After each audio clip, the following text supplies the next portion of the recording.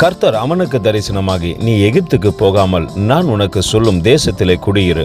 ஆதியாகமம் 26:2. அன்பின் தேவ பிள்ளைகளே, தேவன் எந்த மனிதன் மீது அன்பு வைத்திருக்கிறாரோ அவர்கள் வழி தவறி போகாதபடிக்கு ஆண்டவர் நடத்த வல்லவராய் இருக்கிறார். ஒரு மனிதனை அதிகமாய் நேசித்தபடினாலே அவன் வழி தவறி விடக்கூடாது என்பதை கவனத்தோடு கூட இருந்து அவன் பாவத்திலே விழுந்து விடக்கூடாது என்று சிந்தித்த ஆண்டவர் அவனுக்கு உடனே தரிசனமாகி அவன் பாதையை மாற்றுகின்றார்.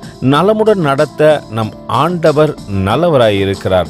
அந்த அன்பின் தேவனுக்கு நேராய் நம்மை தாழ்த்தி தரைமட்டமாய் ஒப்பு கொடுத்து, எங்களுக்கும் ஆலோசனை கொடு கர்த்தாவே என்று சொல்லி அவரிடத்திலே நம்மை ஒப்பு கொடுப்போமா? கர்த்தர் தாமே உங்களை ஆசீர்வதிப்பாராக. ஆமென்.